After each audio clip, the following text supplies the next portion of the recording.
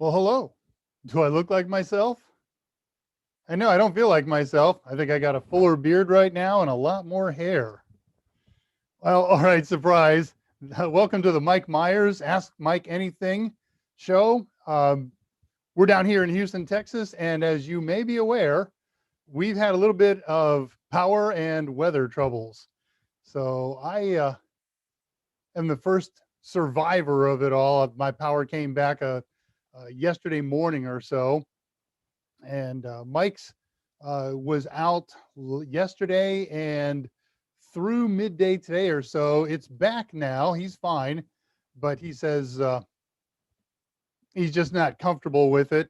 Scott's got no power, so he may or may not be lurking in the background and working in the background on his phone. But we didn't want to let it go. We love you guys, and we want to keep this uh, going at all costs. So I rigged up something, make sure that I'm kind of functional, and I'm here to talk with you today. First things first, this is an unusual thing.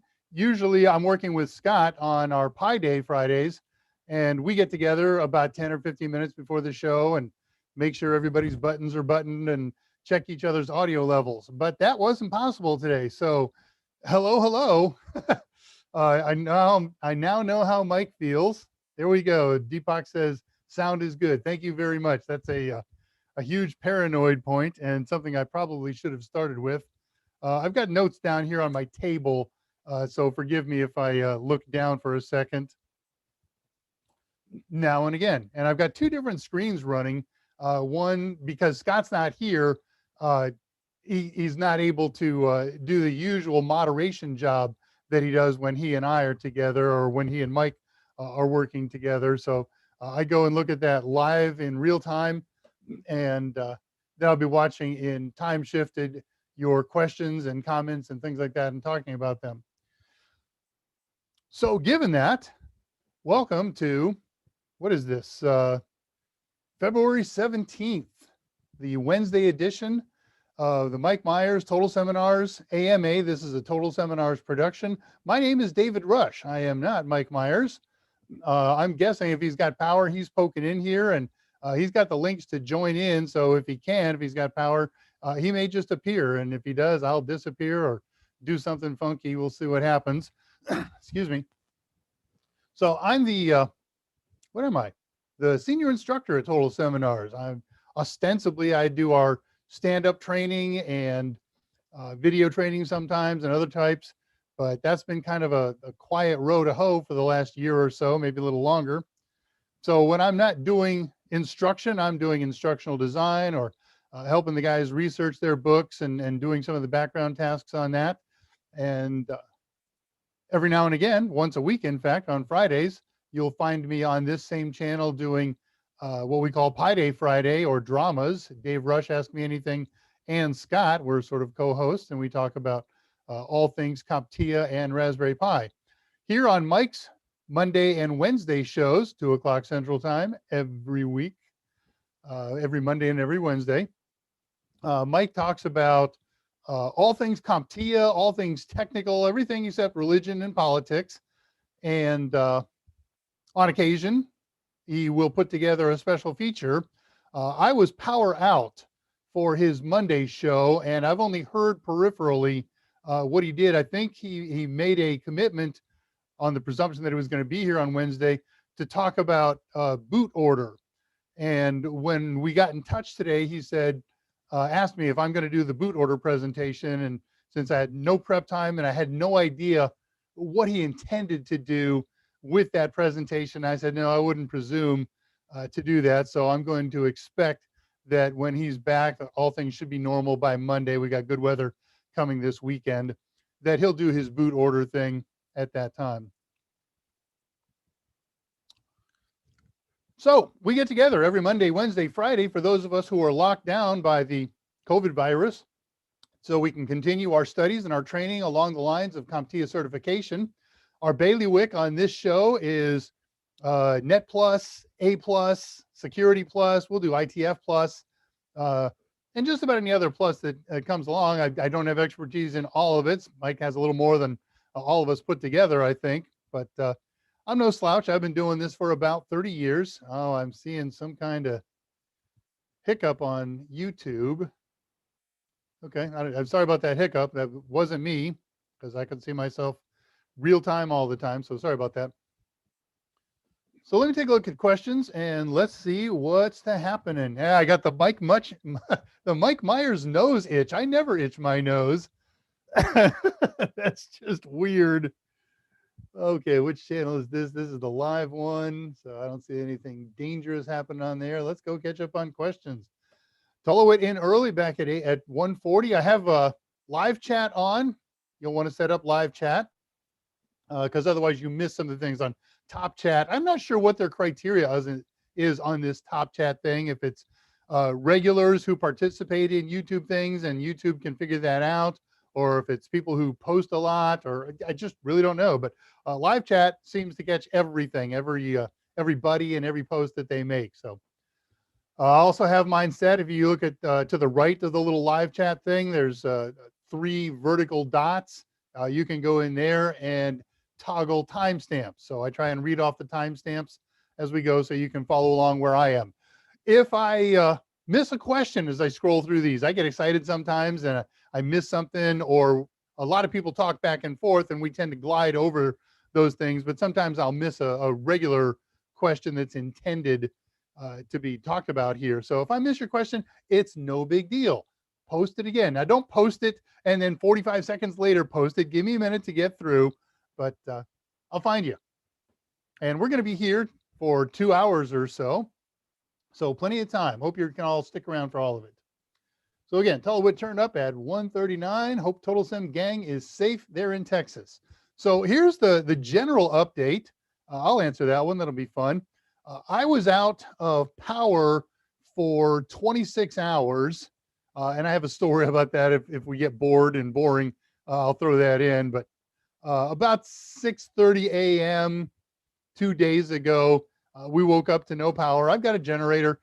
So we went out there and it took a couple hours to get generation going on for some other issues and challenges, but that went. And then the temperature inside the house began to drop slowly, inexorably, until by evening we were quite cold. Temperature inside the house about 41 degrees when we went to bed. That's Fahrenheit, so Celsius, what, about 10 degrees or so? Nah, less than that. Yeah, somebody run the math on me. But lots of blankets, took care of business, got up early the next morning to discover frozen water. That's a panic situation because that causes split pipes. So I got outside and started working on that issue. And eventually, within an hour, hour and a half, something like that, we had flowing water again.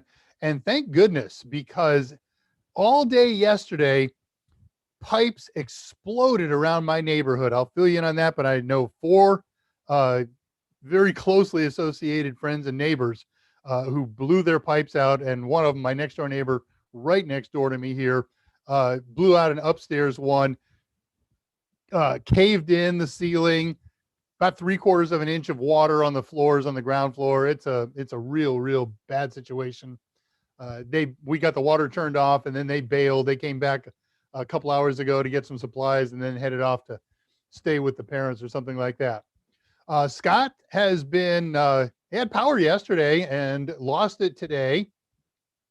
It came back briefly, he said, but then dead. Of course, Mike was alive on Monday, full power and everything, and lost it yesterday, came back today.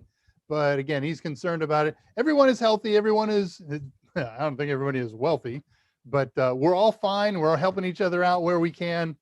And the temperature is going to start warming up late tonight and will be above the freezing level tomorrow.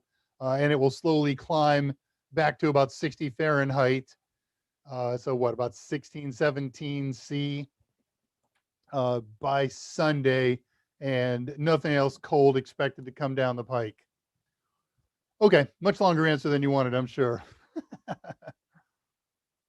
Greetings, Alan Duggan. Greetings, Farak Didar. Andre de Goyert's here. Hello, my friend. Nice to see you. Hey, by the way, my plan is a couple things. One, if we should lose connection here uh, because either my power went out or some other crisis, give me 5 minutes. If I'm not back on in 5 minutes, then I'm not going to try to come back on. We'll just bail. And if and when I do come back on in the afternoon or early evening, I'll head over and visit on the Discord channel. Excuse me. Yeah, okay. That's all I got to say about that. So yeah, the 5 minute death, and it is my plan, as long as we stay totally functional here, to go hang on Discord for a little while after this. And for everybody, we'll get a Discord link up and see how that goes. I see everybody saying hi to each other. Not many regulars on here yet. Yeah, they're coming in. We're in the 30s now. How's the weather in your corner of the world? Now, Andre laughs at our cold weather here. He's up in cold weather land. Maven, greetings. The title reads Mon instead of Wednesday. Sorry about that. It was a last minute decision as to whether or not we were going to do this. And so we called our person, Kathy Yale. Many of you know her and have worked with her on prize giveaways and things like that. And said, hey, Kathy, we're going to do it. Whip us up a quick banner, or Michael makes banners and she posts them. And you know how it goes. So sorry about that. I didn't even realize that till just now. We'll get that changed after the fact. So people who watch this in the archive will wonder, what are they talking about? That banner says Wednesday. As for Michael Smyer, often work in the backgrounds. I'll give you a quickie on his. His parents had an upstairs pipe break. So as you know, he's our resident genius, knows a little something about everything. And apparently he also knows something about fixing pipes and attics and soffits. So he headed over to the parents today to work on their burst pipe. And let's see, Alan's got bad weather. We had snow a few days ago. It's raining here. Yeah, the snow and the weather here, this is really disconcerting, perhaps, discordant. Houston is not a stranger to snow and snowy conditions and ice and things like that. About every 4 years, we see some flurries. But the last time we saw anything like this was about a year after I moved here in the early 90s. We had a 4-day ice storm. And it was really kind of cool. You know, the wife and I are practically newlyweds at that point. I don't know, 4 or 5 years into it, something like that. But we just sort of enjoyed it. We didn't have to go to work. We had a wood burning fireplace, so that was our source of heat. We cooked in it. That was fun. But what's really weird is, you know, I've been here 30 years, and I look out my front hallway through the front door, and there's the green grass, or if it's a hot summer, the brown grass. And I've been looking out for the last 4 days or so, 3 days, and just see white snow everywhere. And I'm no stranger to that myself. I come from snowy climates before I moved here, but it's startling. It's shocking to look at that. So, Alan, I hope you recover quickly from your bad weather. And of course, we've all got power problems. Tullowit, it's so cold in Texas. The days haven't changed. Thank you. It is so cold in Texas. How cold is it? Politicians were seen with their hands in their own pockets. Okay, that's it for politics jokes. 2 o'clock. Yes, Mike grew hair. Victor Mirai. I hope I haven't badly mispronounced that. I'm pretty sure I got Victor right. There's an accent aigu, looks like, over the E, and I'm going to assume AI is AI. So nice to see you, my friend. Yeah. Hello, DL Ross. I don't know why I've seen that in the past and thought it was Dr. Ross. Jack Jethro, a new name for me. Welcome to Mike Myers, AMA. I am not Mike Myers. I'm Dave Rush, but Mike is lurking, I think. Zach, greetings. Ali Old Ramul, hello, sir. Nice to see you back. I think we have seen you here in the past. I shall be unmoderated. That reminds me, I got to go look at the moderate page now, see what kind of horribleness is happening. Maven wants the Discord channel link, though I know that I've seen Maven on there, so I'll tell you what, I didn't set up a slide for the link, so give me just a couple of seconds. I'll pop over here and get a link and post it in the chat. All right, go to say something. I have moderator credentials today, so this might work. All right, I've posted it, and it ends in capital MD, sorry, capital D, small h. And it appears to show up correctly. So we've got the Discord channel available at time mark now, whatever time it is right now. What I got, 2:15 or so. And let's mention that Discord channel and get a couple of the contact informations and things like that up. So our good friend Jose Braden took it upon himself to do something that we'd talked about a long, long time ago, and that was setting up a Discord channel where people could talk about the AMAs that we conduct on here, and can broaden that out to all kinds of subtopics are going on. There's Comptia discussions, and there's Kali Linux discussions, and Jose just set up a Raspberry Pi sub forum. So this is Jose's sub forum. I think officially its name is the unofficial Total Seminars channel. We have no control over it. We have nothing to do with it other than we are just regular users, just like everybody else except Jose. We do pop in from time to time. I keep it running all the time in a tab. So whenever something's going on or pinging me, or if I have some stream of conscious that I feel the need to share with the world, I will pop over there on the Discord channel and just type it in. So hope you'll come over. Hope you join us. The numbers are ever growing. And again, after these AMAs, quite frequently, we get together on there, either myself or Scott and or Mike, and we fire up the cameras and the microphones, and we do face and get everybody in, as many people as possible, and just have a really good time at it. So I hope you'll join us today. I will be there. Looking for questions. Oh no, I was going to do this. Let's do a little share action. Click this, click that, click this, then that.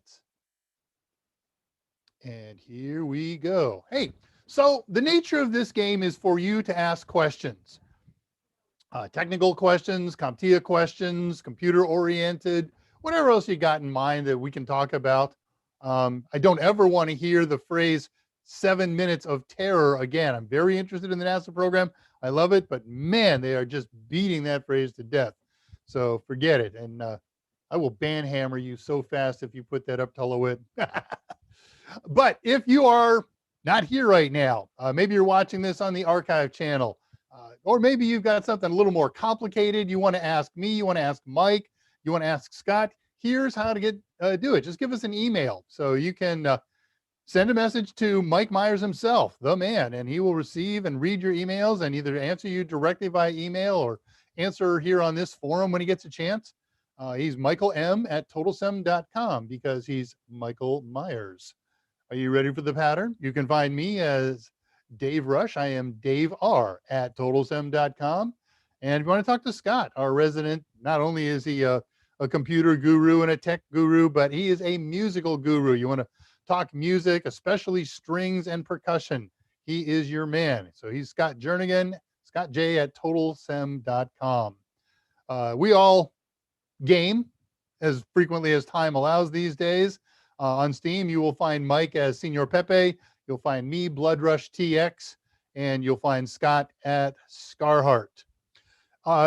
Whether you're watching this live or on the archive later, please like and subscribe to the channel. It doesn't help us. We're not getting any money out of it. We don't get any credit or anything like that. But it does help people later who want to find out about what we talked about on a particular day. So Sally User comes up and says, I would like to know something about boot order. Maybe there's a video for that. Well, after each of these AMAs, it's my job to go through and watch them all again and time index them and then log those with each YouTube video. So I'll write boot order and I'll write all the sub details of that, and that makes them searchable on YouTube. And then the more likes and subscribes that we get, the higher the hit rate. That's not the right word, but the likely of somebody contacting us, catching up with one of our videos increases. I should also mention, just for those of you who are kind enough to join us on these AMAs, we have special discounts every week. This week's special discount, AMA special for this week, 20% off A+, Network Plus, and Security Plus Passport ebooks. We have other ebooks. They don't qualify for this, but we just got these in a couple of weeks ago, and we're able to offer the discount. I know that seems weird. How do you just get in an electronic book? Well, that's because that's when they made them available to us, our publisher. So we resell them, and I tell you, we are not making any money at this. You're not going to find them any cheaper. This is good through this Sunday. I don't know what they're going to do after that, if it be a repeat or of a new thing. So if you're looking for getting electronic access to the books, I think these are good for 2 years, which should be more than enough time for you to prep for any of these exams. And they're full-blown books, or the passport books. They are just the facts. They're kind of like cram books, but Mike crams a little more information in there than that. So if you want that, head on over to totalsem.com. Grab yourself up a bunch of loot. Make sure you include A+, Net Plus, and Sec Plus Passport ebooks.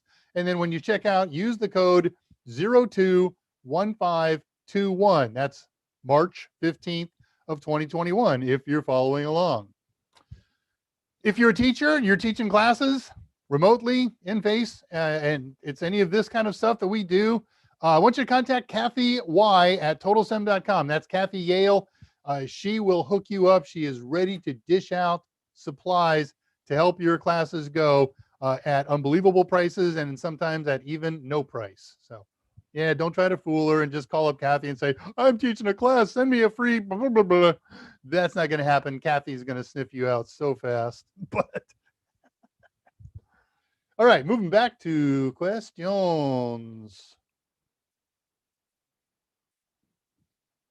Oh man, there's a lot going on. I got a lot of catching up to do. I don't see any horribleness down here.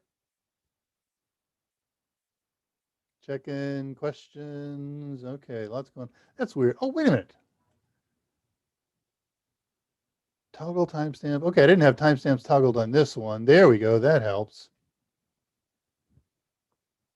Jack Jethro, I want you to come to the Discord channel when we're done here. We have got to talk about what Jack Jethro means. I see Jethro, and my mind immediately goes to both of the two great Jethros of all time. The one from the Beverly Hillbillies, Hillbillies, and of course, the great Jethro Tull, who's not a person. Well, he was, but that's just the name of the band. All right, picking it up. Questions at 2:02. Oh, thank you, U4A, man. I believe in you too. Octopus Dave. Yeah, I know. This is, even Mike doesn't do all of this solo. So this is huge and terrifying. And of course, Mike has such big shoes. If all I did was sit here and stare at your questions and answer them to the best of my ability, it'd be like putting baby feet in a pair of flippers. So. And I think I'm pretty good. Andres Neary, hey guys, nice to see you, my friend. Time is frozen. Are we gonna do Frozen jokes? And especially don't do that dang Pixar movie or Disney, whoever did that thing. I just said that so I could set that up. Now I know you will.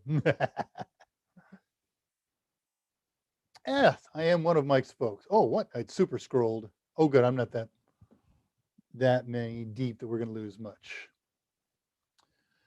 All right, 204, boot order, left first and right done. Left first. I'm trying to think which feet I put on first. I'm thinking, you know what? I'm not consistent. I do them both. I just never do them at the same time. Looking down at my hand notes. Did that. Okay. Said Mike's big shoes.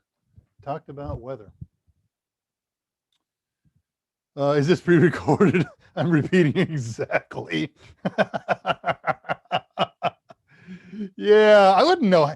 We tried to show a video. Myself, Mike, attempt to show a video here of something that was pre-recorded. I don't remember if something we did or if it was something somebody else did, but I remember the experience left me cold.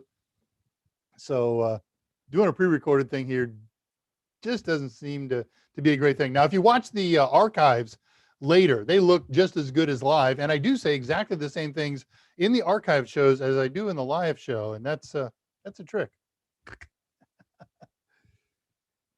Okay, so the Americans would say Henry Ani, and I'm an American, so Henry Ani, but I'm also going to say Henri Ani. And I did not see what you did not notice. So fill me in if I need that. Boot order, put all your boots, what is it, in an old kit bag and hang them with boot hangers. This is Texas, man. Everybody wears boots, but it's not snow boots, of course, not hiking boots. This is cowboy boot land. And it's really kind of funny to me. There's a temperature mark above which women will not wear, or very seldom will wear cowboy boots. But as soon as it hits that, bam, it's cowboy boot weather. And I think it's about 65 Fahrenheit. It's an amazing social thing to watch. Hey, a real question at 206. Ali Uld Ramul. I can say that. I lived for 2 years in Saudi Arabia, flying airplanes over there. Today, I started Chapter 6, Comptia A+. Is that the book? Is that Udemy course? We'll figure it out. That's a funny place to look. I should look up there when I'm looking at you and doing an aside.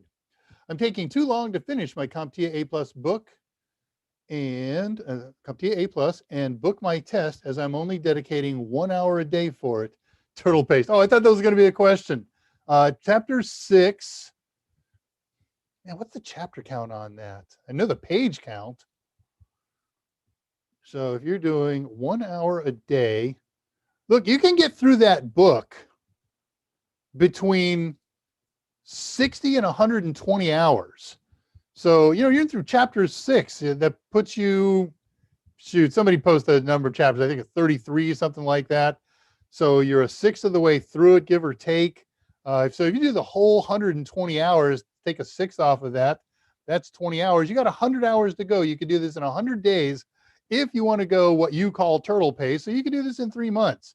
And that test is got another year and a half worth of life in it. So you're doing fine. The only downside to taking a long time, of course, is the longer ago you studied something, chapter 1 through 5, the easier it is to forget that stuff. So I understand we've all got demands on our time and our life. So if that's all the time that you can devote to it, so be it. But just imagine you could double your prep time by going 2 hours a day. 2 hours. And you don't have to do them all in a row. All right, you know the advice. It's pretty standard. Jimmy Milligan at 208. Welcome, sir. I have a help question. My pictures in File Explorer have changed from seeing the actual picture to seeing the same silhouette of the same mountains and moon picture. I have done a disk cleanup today. Okay, that is a very fixable thing.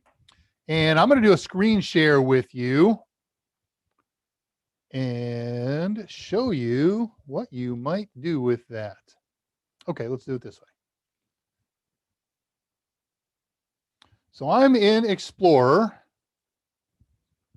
Windows Explorer, and you can see I have no pictures shown here. This is a picture of this Bramble and Bramble 1 and is that the cluster stack. Well, if you look up here at the View option, do take your time coming up menu. Oh, I don't know if it's going to show you that menu because it's going to be a sub menu. Let's try that again. There we go. You can look at pictures by clicking either large icons, not small icons, medium icons may show you pictures. I'm getting kind of drifted off here. Yeah, I see. So if you just click on View and click on either large icons or medium icons, that will bring your pictures back. Simple, straightforward. And it does that on a per directory basis. We could go into and another thing where we could go into the full settings and make it global and make it happen for everything. But start with that. Moving over here. All right, moving off. Patricia Grace is here at 209. What a mess. It's good to see you, Dave. Thank you. Likewise, Patricia.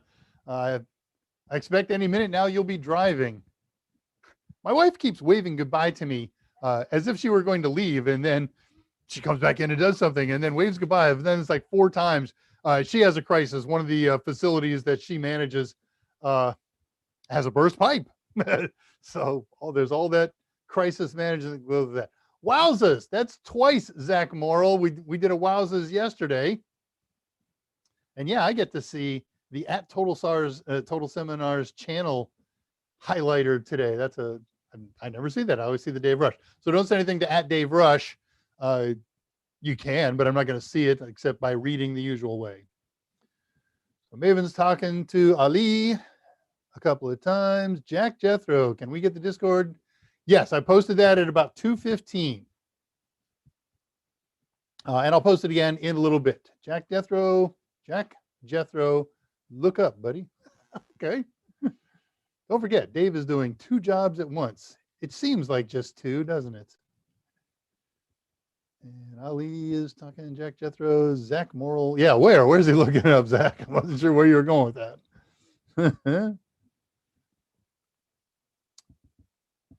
Right. So Maven and Ali, Mike's favorite advice is studying for this, for any certification, is not a day job. He wants you to get a job, whatever you're doing. It doesn't matter if you're sweeping floors or washing dishes or whatever. Jobs lead to promotions, but when you're not working your job, whatever it may be, and you could be the CEO of a grand company, cool. Work on your certifications too at the same time. Just do it after work or before work, but not instead of work. All right, so there's the link at 2:15. Just slide on back for that. When it gets so far that you can't slide back, I'll post it again. Discord for everyone else. I am discordant. By the way, will it be different to Dave's? But we'll take you to the safe day. Okay.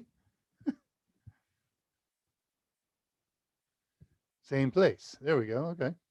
Yeah, right. So the links for Discord, they're 1-day invite links, and they're different not only every day. If I go get a link again later today, it'll be the same one for me.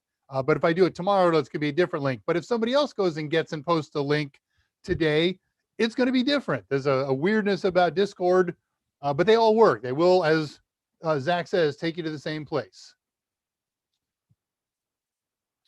Let's see. I bought a new used laser printer online. Thank you, Andre. At least it didn't come out of the trash. And if you're going to ask me how to make it work under Linux, forget it.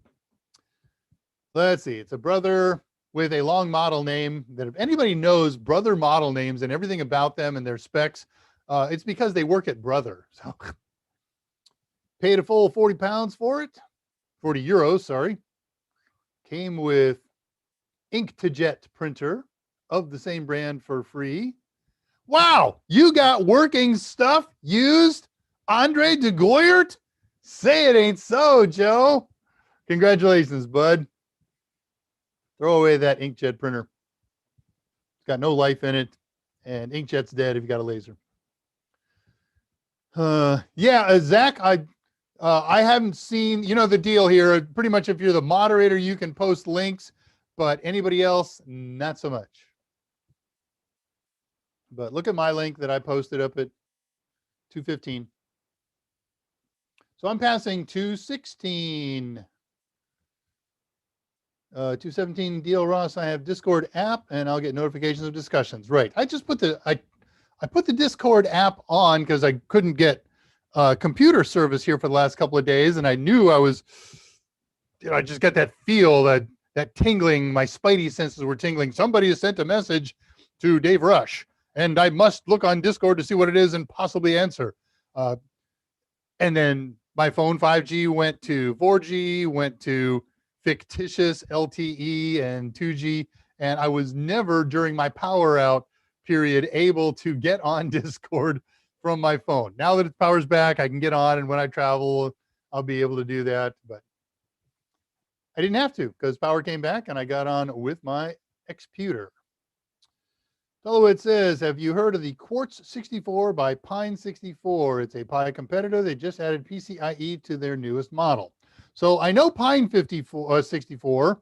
I have heard of the Cord 64. I didn't look into it when I found it, but yay, that means they have joined the club of single board computer manufacturers like Raspberry Pi that already had PCIe lanes on them. So good for them. Of course, the one nice thing about what I'm going to guess what they did is they exposed it. Raspberry Pi exposes the PCIe in their compute modules, but not in their regular Raspberry Pi 4 computers that are full motherboard based. Now, Zach, it has nothing to do with live chat or top chat. Even though it looks like when you post a link, when you're seeing it back on your own screen, others will not see it.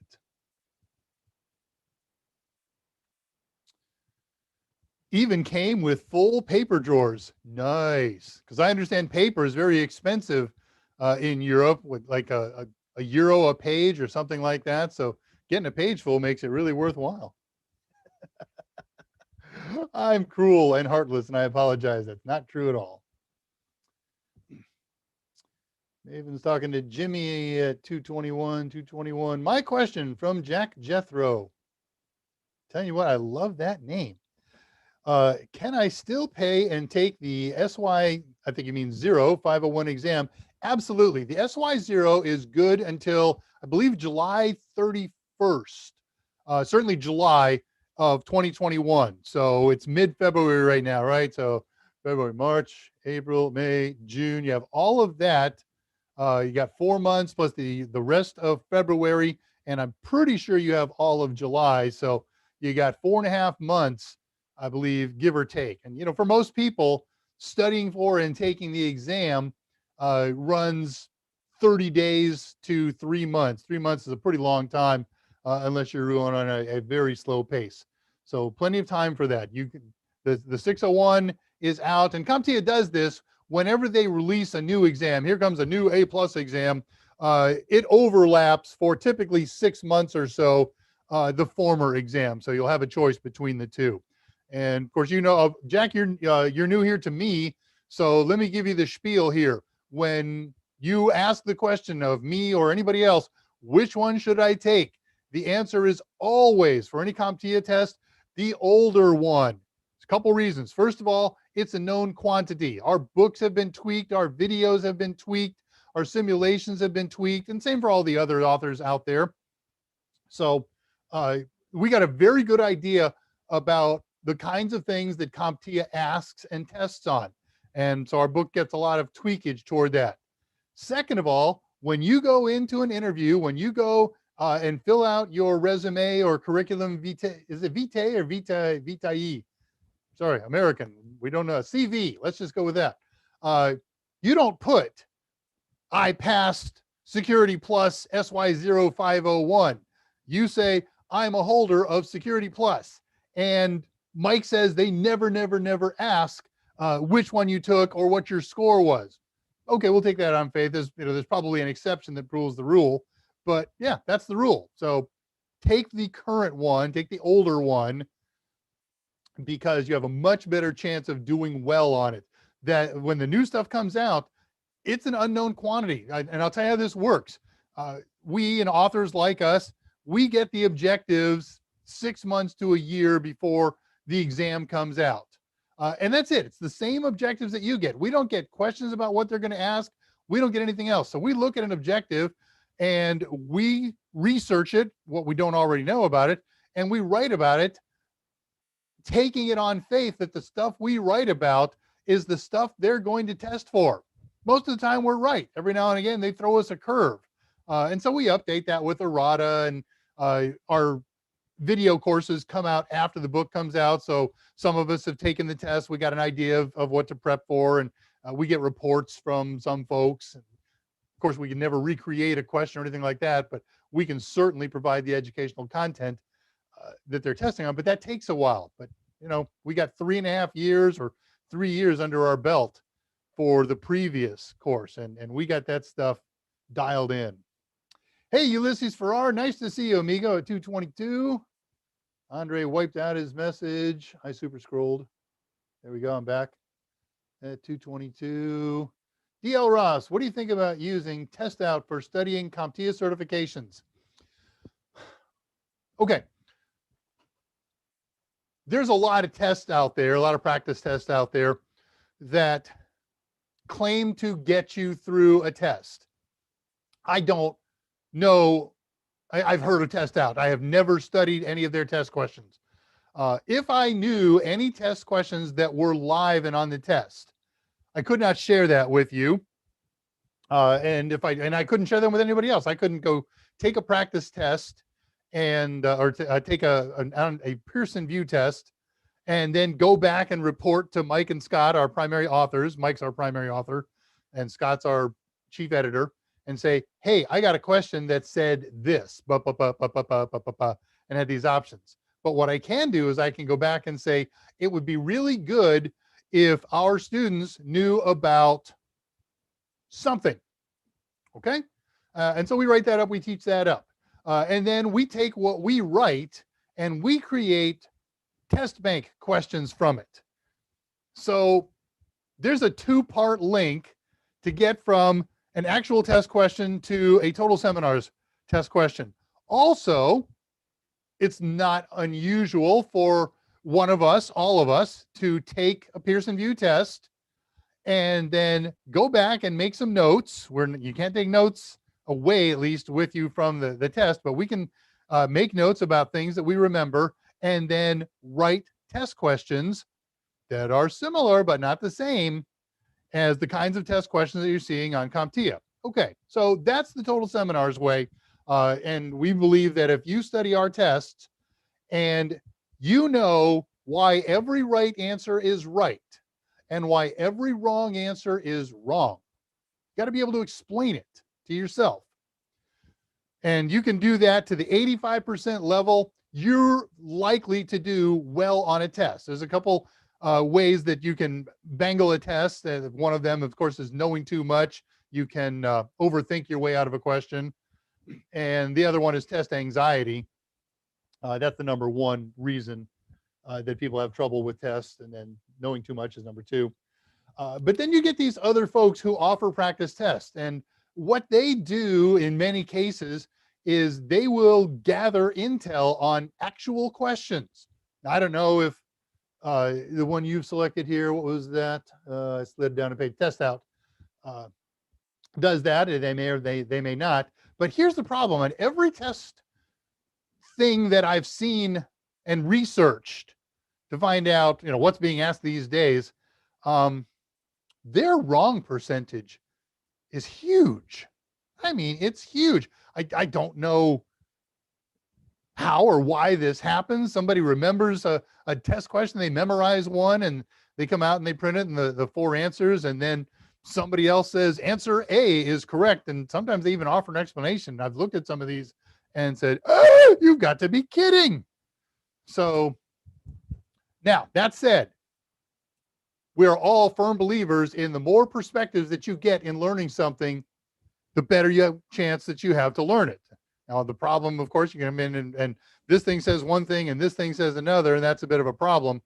But no, so okay, that was a long answer to say, I don't know the details of test out, but I do know that if you try to memorize test questions from anybody, just memorize test questions, your chances of passing the test are very low. You have to understand the material. There's the bottom line. Sorry about all that. Yeah, of course, Jethro tell DL Ross. Good, you joined Discord. That was quick. Great, I'll see you after the show here. What time is it? It is 1:15 the hour. That means tomorrow, 1 hour and 15 minutes from now, the NASA Perseverance is expected to touch down on Mars after a certain number of minutes of a certain emotion, which we will not speak.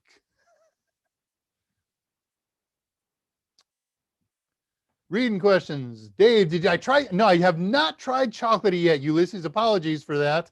It was on my agenda to do on Friday and didn't happen. And the weekend I prepped for the big, horrible snowstorm. And then, of course, it came.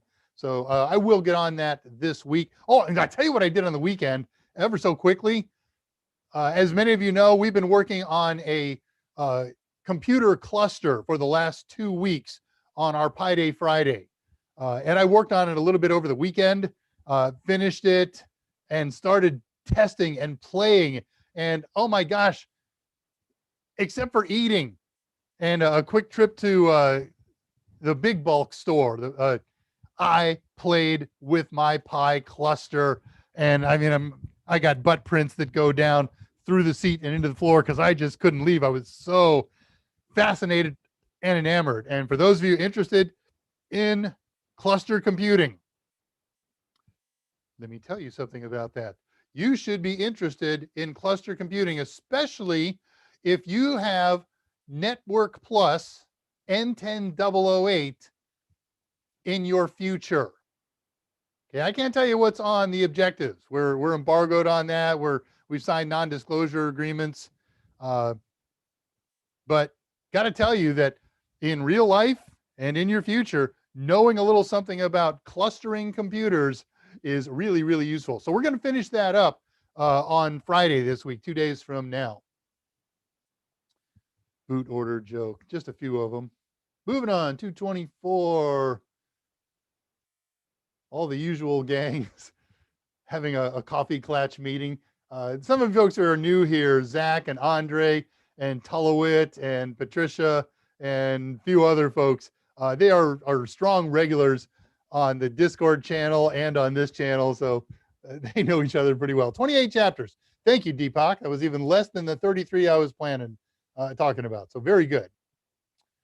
227 is Zach. Timothy Lynch Jr. Says he has a real question. If Robocopy is so good, why do we still use Xcopy? Is there something that Xcopy does that's more efficient than Robocopy? Absolutely not. Robocopy in every way does everything in the same efficiencies that Xcopy does, and it has more tricks and traps. So why don't we use it? It's inertia. You know what? Nobody uses copy anymore. Why not? Because nobody lives in the command line anymore. There are times and places, and you know, you get geeks like myself and Mike and Scott and Michael and some of you guys find the command environment enticing and useful and powerful, and using the command, the copy command in there is a great and useful thing to do. And then when we want to get a little more sophisticated, when we want to carry subdirectories, when we want to carry attributes, when we want to do copies based on attributes, Xcopy is our next go-to. That's a learning curve in there, and it's very little mentioned in the A+ objectives. So that learning curve can be a little intimidating. Well, now let's ramp that up to Robocopy. That learning curve for many for all casual users. Robocopy is a geek command right now because it has slow adoption, and that's because of the fear factor and the intimidation of having to learn all cool new stuff. Mike uses Robocopy. I use Robocopy. All the geeks that I know use Robocopy. Nobody else that I know uses Robocopy. And it's a shame. So everybody playing on here right now, when you get done watching the show, open up a command line and type in Robocopy, one word, space, /, question mark. And let's start learning a little bit about Robocopy. It's cool, it's useful. And what's the other reason nobody uses Robocopy? Because we all use Windows Explorer in the graphical user interface. Most of the things that you can do with Robocopy can be done in Windows Explorer. DL Ross at 228. When does Comptia Netplus certification change? I know it's every 4 years. Okay, small mistake there. Comptia updates their Plus certification objectives about every 3 years. So I don't have the release date really close at hand, but it will take me veritable seconds to find it in my notes from my other part of work here. PIR. What? Oh, wrong file. Let's try that again. This one.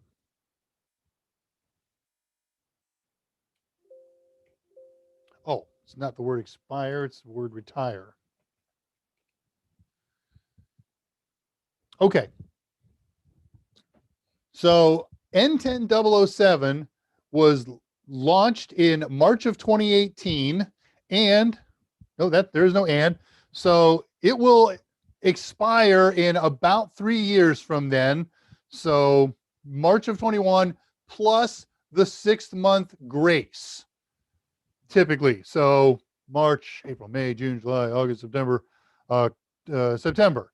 So I would expect that's going to expire around September of 21. Now, as for N10008, there's been no official word. I don't even know the official word as far as the exam release date goes. We have objectives. We're writing the book as we speak, but Comptia doesn't provide the release date. They wait for feedback from authors and things like that before they post that. I'm gonna make a rough guess that they will announce it in the next 2 to 3 months, but I just don't know. Sorry about that. Well, I don't know any more than that. Study 007. That's the one you want. You got plenty of time. Tullowit says, if you give me your shirt size, I shall get you a nice new Aloha shirt or two. Listen, Alice, I love you to death, but don't say, you don't have to send me gifts or presents. I wore this one.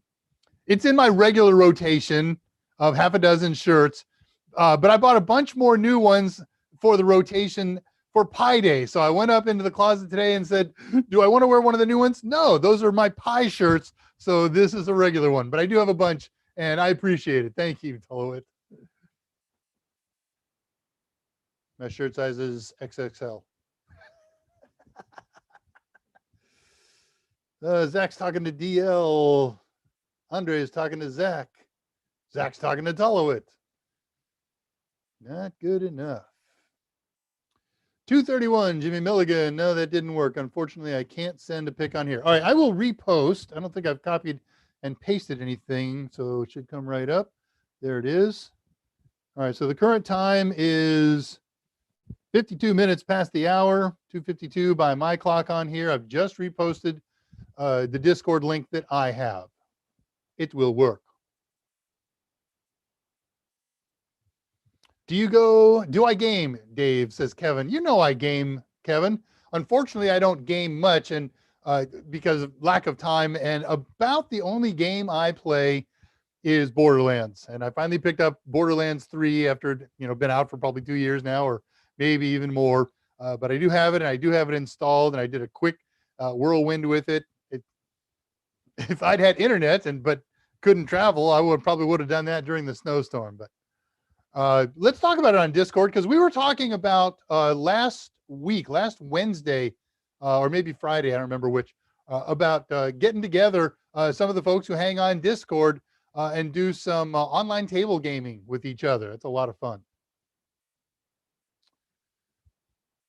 Scrolling down. How's the electricity in Texas? Well, I got electricity. You missed the beginning of it, Kevin. Scott has no electricity right now. Mike has marginal electricity. He was uncomfortable with doing the show today for fear that he would lose power. We tried to work out some alternatives, but in the end, he said, it's all just too complicated. Do it, Dave. Let's hope I last. So a warning for everybody then, on the chance that I do lose power while we're doing this, 5 minutes. If I've got it up in 5 minutes, then cool. And if it takes me longer than 5 minutes, then we'll consider the stream at an end. And I'll start having to make crazy phone calls to get the stream turned off by somebody who's got power. But so far, looking pretty good. I need more mods. I sure do. I thinking you're volunteering. That's not the worst thing in the world, though. We might have to talk about getting somebody out of the area, because our choices are only, we got 3. Could be a one-man band, moderate and show at the same time. doable, but there's a lot of you these days. One, cancel the show. That was the only other direction. Or that would be an interesting choice to pick somebody who lives in a geographic area that isn't affected by any catastrophic weather that we're experiencing here. Of course, anything that catastrophic may keep us off the air. So we'll see how it goes. That's cool, Tullowit. It's got the expansion slot built in. I love that concept, and I will look into that. I'm a big Raspberry Pi fan, but I'm a big single board computer fan. So anything we can do some pretty cool experimenting with, that makes me happy. Zach and Deepak are joining. I think Deepak joined us at one point. Thank you, Zach. I appreciate that. I'm having fun multitasking. I'm doing a very poor job of it. I'm not checking the live feed to see if we have bad guys coming in and banning them, but I'm looking at them now. Everything looks pretty clean. So cool. Ooh, and I got excited. I saw a real techno question toward the end of the current flow. We're sitting at 238 right now, but there's not that many questions, so I'm not real far behind number-wise. Maven and Jimmy. Jimmy has a 16 gig and just opened up Task Manager, and I'm using 30%. Okay. I missed that earlier discussion of memory, of CPU, of disk space. Let's see. Elbow was in. Didn't see him till now. See you later. So I'm probably missing the goodbye, but he's just going to lunch. He'll come back. Timothy Lynch. I use Comptia A+ app, and it works pretty well for test questions. Okay. I would expect one good thing from Comptia in providing test questions. They know the rules better than anybody. They will not create identical test questions. That's a violation of not only ethics in their case, but the rules, the NDA rules that all Comptia test takers must sign when they take the test. All right, Jack Jethro, makes sense. I'll do the older one. Good for you. It's the right way to go. Well, if it's right, it's right. So it's left. That sounds like how you guys learn to put your boots on in your army. Sorry. I appreciate all men and women who serve their country in their armed forces. So God bless you, buddy. Jimmy Milligan, I'm running 16, mine's running 37%. I don't know what percentage you guys are measuring, but that seems pretty comparable. 16 gig system. Oh, so if you're talking how much RAM you have in, then it's probably how much RAM you're using. So Test Out is an actual training course where they have videos, simulated labs, and practice quizzes. It's not a dump site. Some colleges and universities use Test Out for teaching IT as well. The fools, they should be using Mike Meyers' books, videos, simulations, and practice tests. But okay, so Mike would probably know their reputation and their content. That's the kind of research that he does in addition to techno research for writing book contents. But it's not a world that I live in unless he assigned something like that to me. Touchdown on Mars or Crash Down on Mars. I love the one where they blew. One team was working in avoirdupois English measurements, and the other one was working in metric, and that one just smashed down like nobody's business. But I imagine that's number one on their checklist. All teams working on the project shall use the same measurement system. Well, I'm looking at this image on YouTube. It's really, really fuzzy to me. I'm sorry if it's fuzzy for you. My Zoom connection is very clear, so apologies. It is so cold in Texas that they aren't even walking through forest of palm tree apartments. Is RoboCopy for Windows only, Maven? Yes, it is. That is a Microsoft utility. All right, I have to look at the phones, back channel, and since all the oh, wow. Okay, that's kind of cool. So I have the Discord app running in there. I hadn't used it until now except to log in. I just saw a Discord message pop up on there. I figured it would be Scott saying, hey, how's it going? Dan Richards at 252. Welcome aboard, my friend. Nice to see you, sir. And there at 252 is a post by me, Total Seminars channel, the current Discord link. So I know some of you are making it there today. What was the coupon we gave out? Let me share that with you, Henri. You're going to be Henri until I hear you're an American and prefer Henry. So let's go to discounts for today. Share the screen.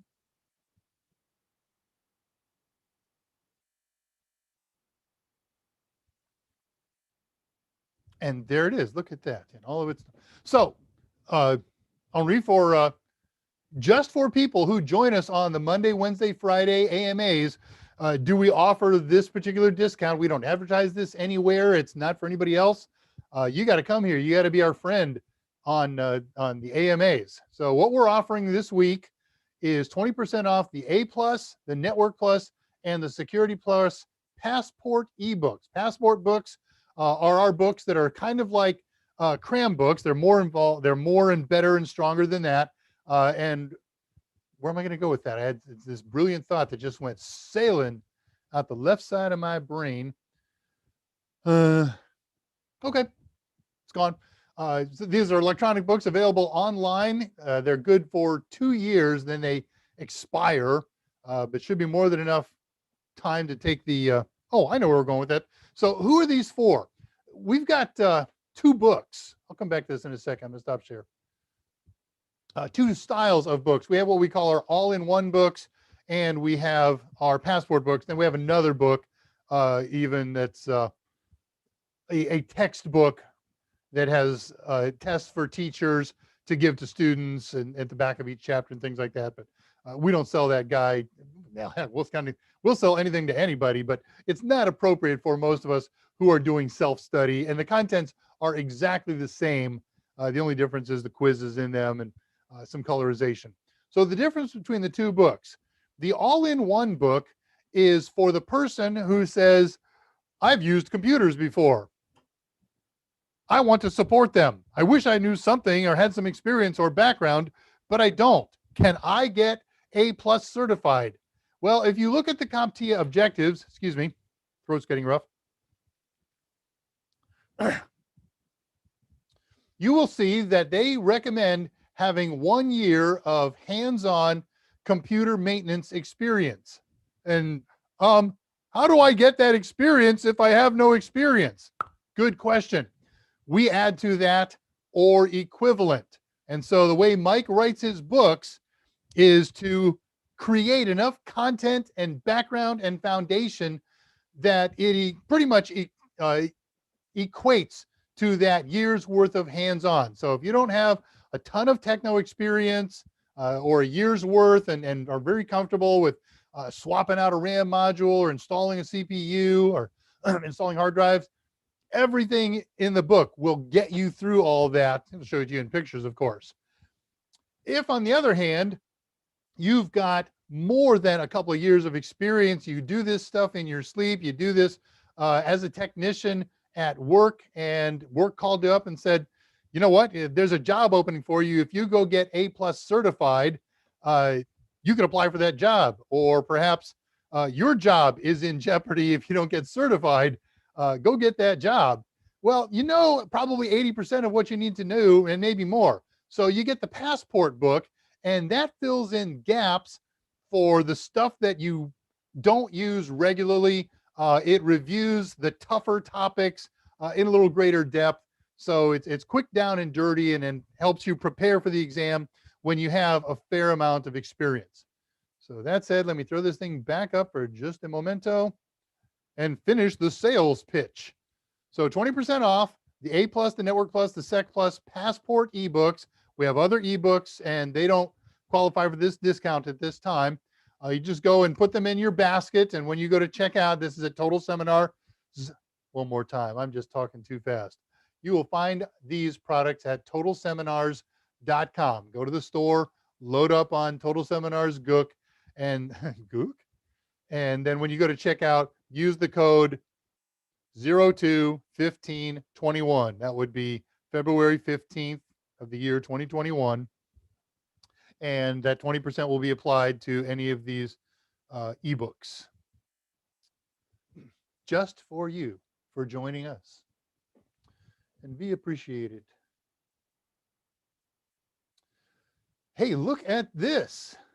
Nazneb Benson, which I can read Benson backward, Benson forward.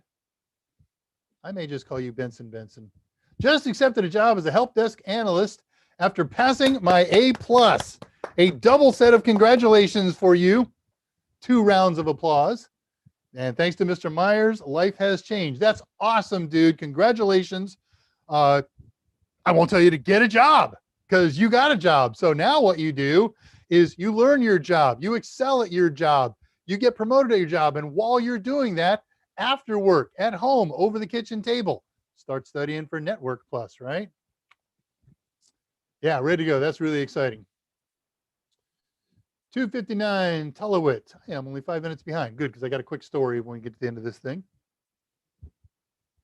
And I'm not like Mike. If we run out of questions and it gets dry, I will bore you with my life stories. Take that as a threat. And I want to see some tech questions in here. I want to have some fun. I want things that I can show you. All right, Tullowit. Are you familiar with the Turing Pi? It looks something like you would have fun with. Okay, so yes, I am familiar with Turing Pi. We're talking in my Pi course, or my Pi drama, on Fridays, Friday Pi Day, 2 o'clock to 4 o'clock Central Time, right here on this very self-same channel. We are in the middle of creating a Pi cluster. Ostensibly, we're doing a 3 Pi cluster, but I had 2 more in the rack, and I had so much fun this weekend that I turned it into a 5. But the process is the same. Do a 2 Pi cluster, do a 3, a 4, a 5, or a 254. There's one more complication when you go over 254. You got to get routers into the mix. And we are doing what's called a Beowulf cluster. Now, a Beowulf cluster, just a quickie backgrounder on clustering. I'm not going to bore you all with clusters because you're not all here to play with that game. Is a bunch of computers that work together. And there's a couple different ways to do that. I'm going to get into great depth on this after we complete and test our Beowulf cluster on the Friday show. But in short, you can get multiple computers all doing the same job, but with different data. And then we have other ones, the one that probably comes to your mind, where they're all working on the same project, just little pieces of it at the same time. What's the trick to this game? Hey, this is cool. I can show you something ever so very cool. Stand by. Stand by, stand by. Going to here. This is a good place to go. All right, I'm going to bring up some of the images that I used from 2 weeks ago in making Beowulf clusters. Bear with me. I'm going to get to your question, Tullowit. And I wish I had pictures to answer it, but I'll answer it in words. Let me share this now. Clink and clank. How are we doing here? Okay. By the way, if I should drop audio, this is the 3rd session on batteries. I use batteries for 3 sessions. They should last, and I should be able to throw them away. But if my audio drops, everybody starts screaming like mad, and I can switch microphones. Okay, so here is a cluster. You got 3 computers. They are working together with a computer that it makes them all share a common IP address.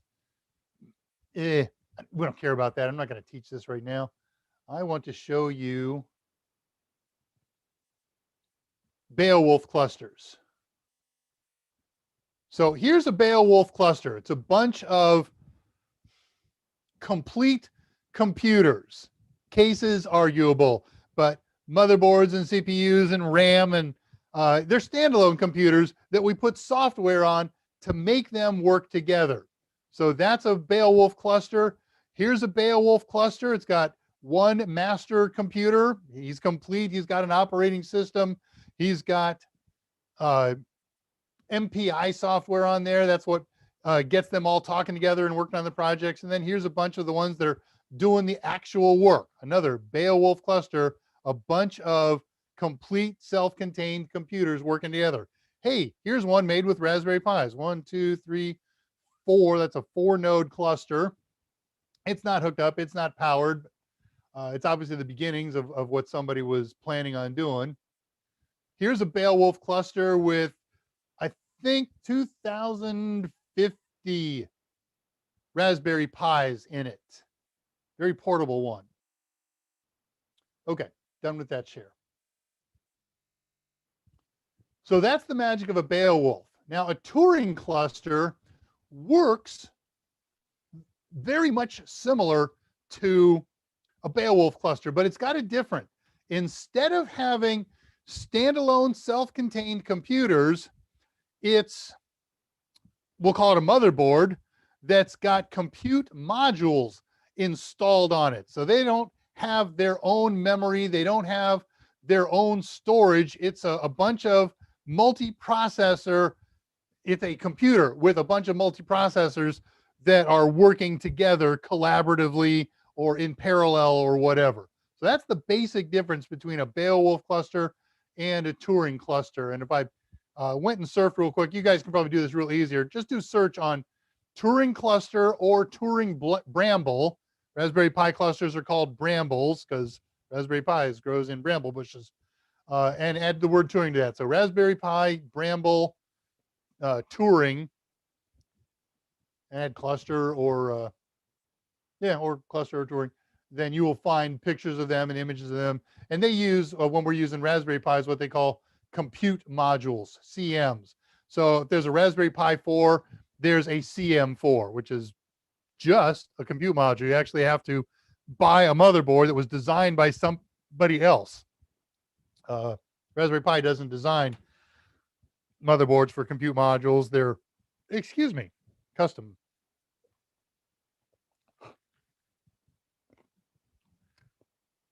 All right, hope that helps, Tolowit. I've always said I'm not going to get compute modules. I still have no intention of doing so, but it'd be, I'm intrigued as I started digging into it this week. Okay, moving along. 3 o'clock. Jack Jethro. Okay, so I want to buy the voucher from your website. Can I keep it like till March when I think I will take them? Can I keep it till then, or do I need to go redeem it right away? So when you buy a voucher from an authorized reseller of vouchers, Total Seminars is just such an entity. The day they sell it marks the first day of validity, and that voucher is good for 1 year from the day it was issued. So yes, you can certainly keep it for a few months. Now, some people will buy a voucher and life gets in the way and they're coming up on a year. Now, what I'm about to tell you, there's no 100% guarantee that it'll work, but I have never heard of this not working. What you can do is anytime you want, but I would do it near the end of the life cycle of the voucher, is schedule the exam. Schedule it at home, schedule it at a Pearson VUE site, whatever. And then the next day or 2 days later or whatever, you can reschedule the exam fairly far out. I don't have numbers. I don't know if you can schedule out a year or whatever the case may be. And obviously don't schedule out past the valid date of the test when it expires. But that's a way to extend the life usefulness of a voucher. And of course, we want you to buy vouchers from us. We make almost no money off them. We already sell them at a discount. We even sold them at last year's prices. I think they're like $278 retail right now. I don't know what our price is. Somebody go to the Total website and check out how much A+ vouchers are. And Netplus vouchers are a different price, and same for Sec Plus. Of course, you need 2 vouchers for A+, right? One for Core 1, 220-101, and one for Core 2, 220-1002. But again, we don't even haven't heard about objectives coming out for that exam. So we know we got a good year and a half, give or take, before they retire that exam. Hope that helps. 3 o'clock, Dan Richards saying, hi, Henri, thank you, my pleasure for the coupon. Tolowit, is Scott going to buy an Apple car? I will let you ask him that on Friday. I'm guessing the words are absolutely, why not? But Deepak, what is DNS? Boy, that's a short answer. And how do we prevent DNS spoofing? Okay, what is DNS? Let me give you a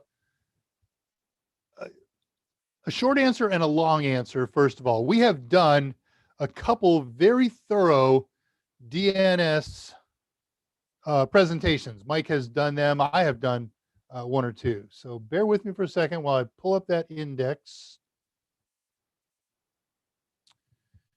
2020, man, we got enough in 2021 that we might have some in there, but let me take a look and see if I can spot this presentation.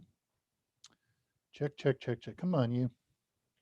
There we go. DNS. Oh, please. Oh, I'm looking at the 2020. See? We didn't do any DNS presentations in 2021. We did it in 2020. 2020, let's show outline. Drama, unofficial Discord, unofficial Discord. I'm not giving up on this. Stand by. It's in a folder. Oh, I wonder if I can do it this way. And if not, I've got the folder open. File, open. Drama, AMA, past exam, unofficial, Kathy. The heck is that? AMA stream. There we go. 2021. AMA stream. 2020. Okay. I have the correct file open.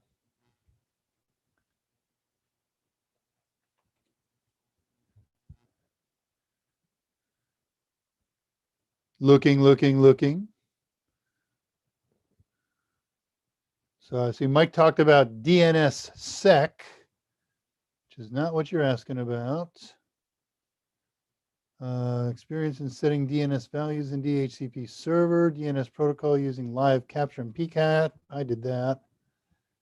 There we go.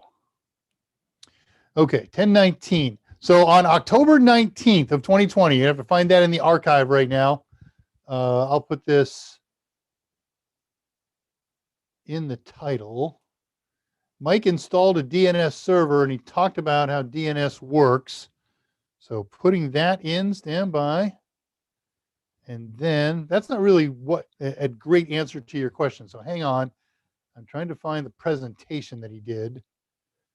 And even when I find it, I'm going to give you an answer that will help you out.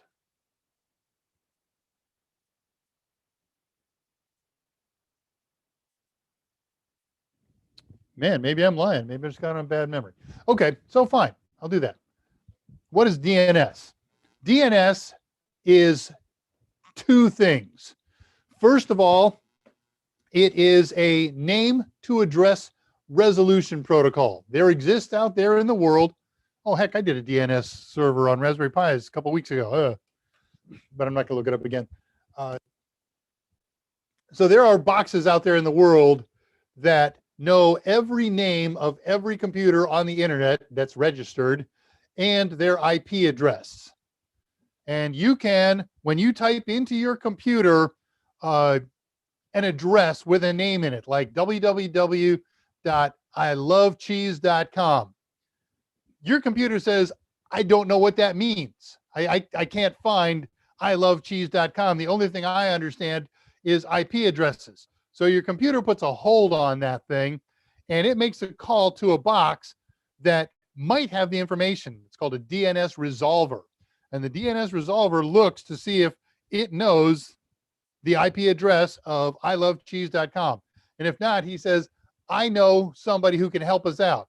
And he will call a server and get some more information, which will lead him to another server, which will lead him to another server. And eventually, when in contacting a whole bunch of servers, he will find the IP address and report that back to my computer. And my computer now knows that ilovecheese.com is at IP address 97.97.91.91. I just made that up. And my computer will cache that up, and so will some of the DNS servers that were involved in that search.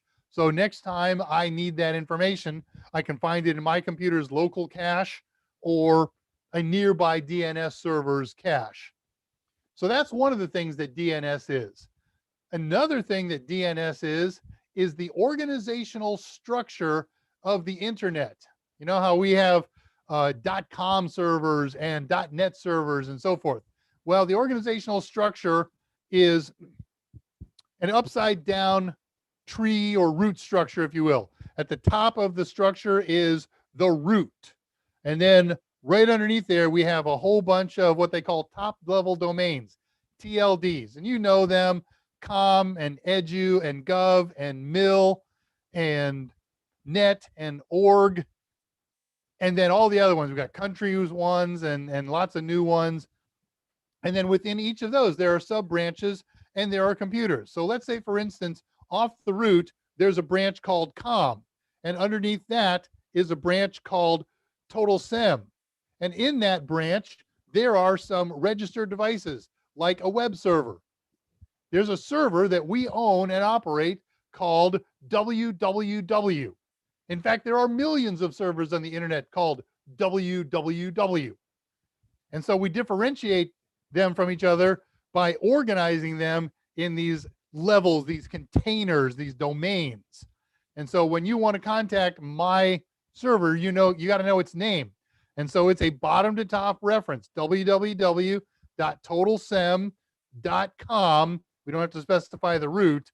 And so when I do a DNS search for that, my system starts making all those phone calls to all those different servers until it learns my IP address. All right, that's the 4-minute answer to a 3-hour lecture. Now, how do we prevent DNS spoofing? So first of all, we got to know what DNS spoofing is. DNS spoofing says, I know the name of your server. We call it the fully qualified domain name if you do a full bottom to top reference or an FQDN. And I know your IP address, but I don't care.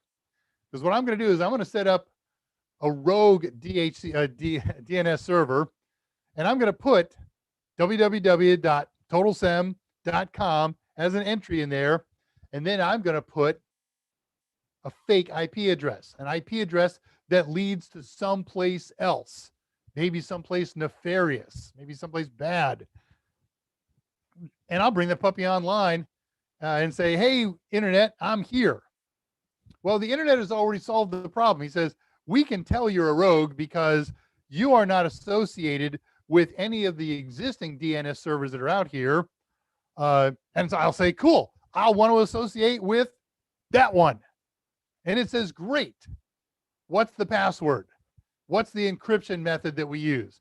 So we use utilities and protocols like DNSSEC and even TLS certificates and a couple of other goodies, some guards, that prevents my rogue DNS server from becoming part of the DNS structure and therefore being able to spoof, provide a fake IP address for a known valid site.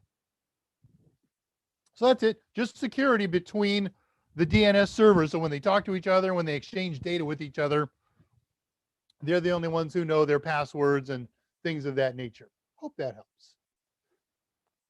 Benson, you're very welcome. Good. CCNA is next on the list. Way to go. As well as Netplus. 307, elbows back. Greetings, my friend. I haven't seen Alice here. You're in luck today. How am I doing? 24 after. We got 36 minutes. I might not have to bore you with a story. We're looking good. Careful of the lions and tigers who wait in the shadows. Thank you, Tullowit, for his worst album. Now, I worship everything that Ian Anderson does, but as albums go, if I'm going to rank them, that is absolutely his worst. Where do you see Linux IT root in 2021? Asked Henri at 309. I live and love Linux more and more every day. I just brought up last week, last Friday, the answer to your question. IBM wrote an article on the future of employment and the necessity for Linux. And their take on it is cloud and cloud support growth will be on the order of 41% over the rest of this year and 2022. And cloud support lives and dies in Linux and Unix to a lesser degree.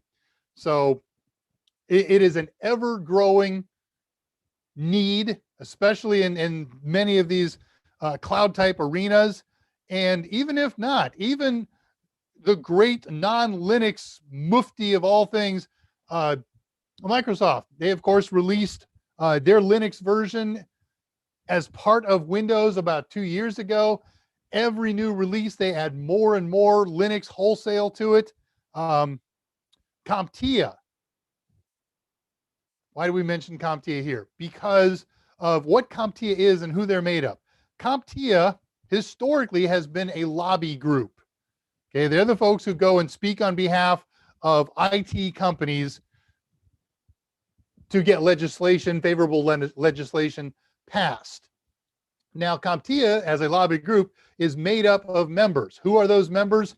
Everybody in the IT. If you know an IT company name, from Microsoft to Apple to IBM to HP, to big names that you never heard of, to small names that you never heard of, companies that make peripherals. So Linksys makes routers, and Buffalo makes network interface cards, and Western Digital makes hard drives, and so on. They are all members of Comptia. So when it comes time for Comptia to come up with a new set of objectives for a test, they bring committees from all these representative companies together and say, what do you think technicians need to know? And they boil that down and distill it down into a set of objectives. And for the last couple iterations of A+, Netplus, and SecPlus, we are seeing more and more required Linux knowledge, and it moves down scope. 2 years ago, or 2 editions of A+ ago, there was nothing about Linux in there. And then the last, an edition ago, there was some Linux stuff in there, and more in the most recent edition. The same is true for Netplus and SecPlus. In fact, what tends to happen is they'll start off by putting some stuff in SecPlus. And then when the next generation of Netplus comes out, they pull some of that stuff out of SecPlus and move it down into Netplus and add more to SecPlus. And then that whole thing cascades down again in the same way when A+ needs an update. And then it just continues to roll. They kind of presume by the time they've been through those 3 cycles that everybody's got those basics in A+, and it's time to expand on those. So I believe that there is very strong growth in the requirement of Linux skills for employment as time goes on. And what I would do if I were anybody here interested in job hunting and future career skills is to go to any of the big job sites, monster.com, indeed.com, Lynda slash LinkedIn. They all have job sites, and just do a search on Comptia Linux Plus, just the word Linux, Network Plus, Comptia Network Plus. I do a search every couple of days on Raspberry Pi. There's usually about 100 entries per week where having Raspberry Pi experience is valuable, if not required. So, that's a long answer, but that's what I do. Mr. Meeseeks, greetings, welcome back. Hey, Dave, good to see you on Wednesday. I can't usually join on Friday streams. Okay, well, I'm glad to see you here and get a chance to say hi in person then. 310, Ali. Sorry, Dave, I was doing the dishes, but I was following you. For my A+ study plan, I'm using Mike Meyers' book, and chapter 6 talked about motherboards starting from page 350. Okay, 350. So yeah, we got it down. You got 28 pages to go. 28 chapters total. So you got 22 chapters to go. And my one thought that I had for you back in that original question is just imagine how much more quickly your life would go if you would just move from 1 hour a day to 2 hours a day. I'm not suggesting 3 or 4 or 5, but most people do the entire book in about 120 hours. We call that the average. So some a little more, some a little less. So you got 6 out of 28 chapters done Deepak did that research for us. And many thanks. So let's say your average, say you take 120 hours. That means you got about 20 hours in on the first 6 chapters, 100 hours to go. That's 3 months, right? Or do 2 hours a day and it's 6 weeks, 7 weeks. Just a thought. Not looking for you to kill yourself and overwhelm yourself.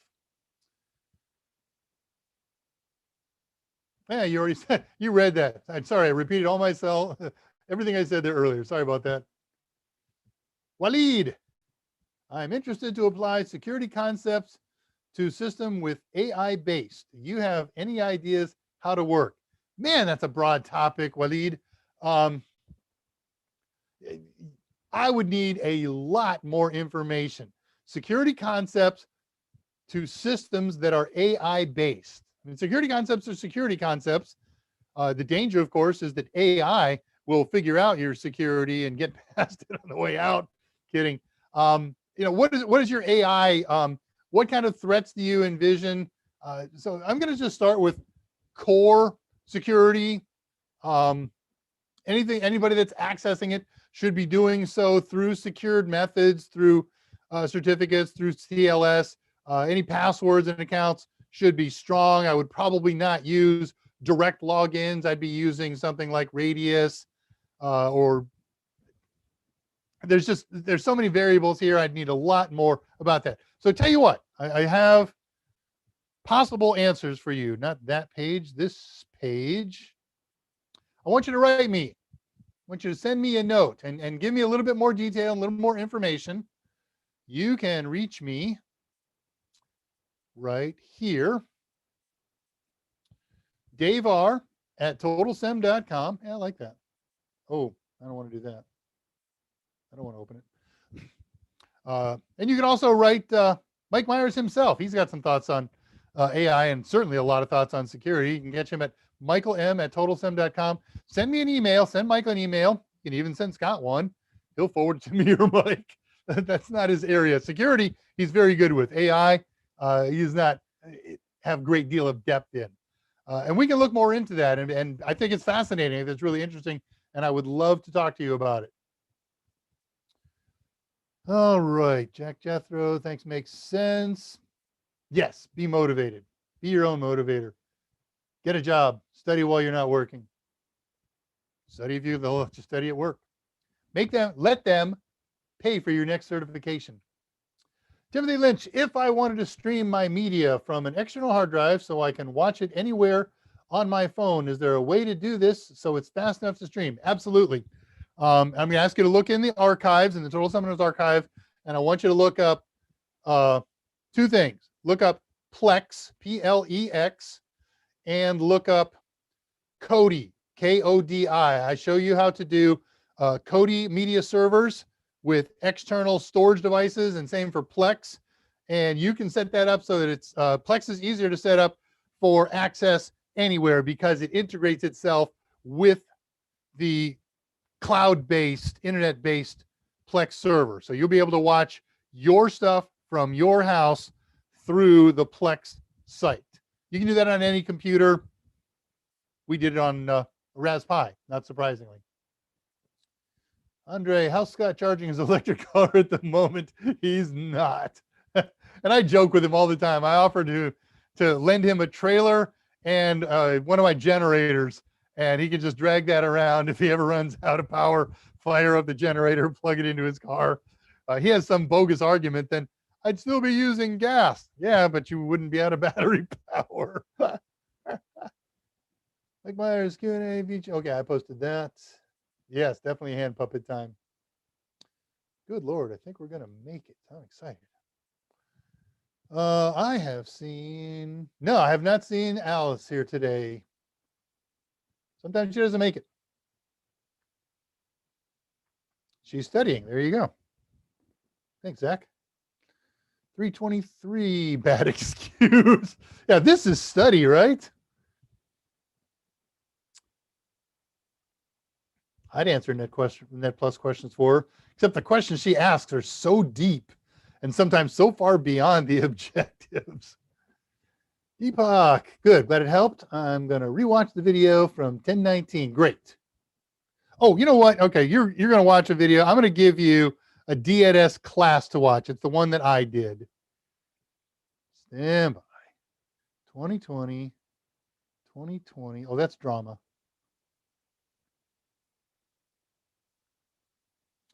Reading. Drama. I had it up. Where the heck did it go? Is it still up? Yeah, okay. Stream index. It can't act. Just double click it and see what it is. 3/2021. Okay, that's last year's.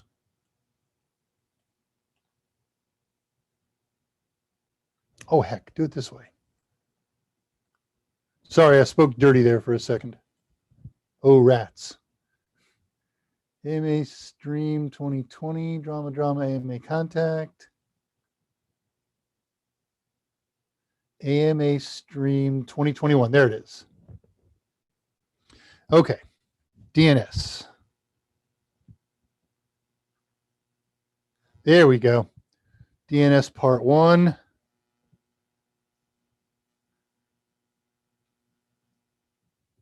Which was on January 15th. Posting the title and the date in the chat. And now let me get, well, part 2 is a week later. How's that? So that's easy enough to figure out. But let's just throw it up here for hoots.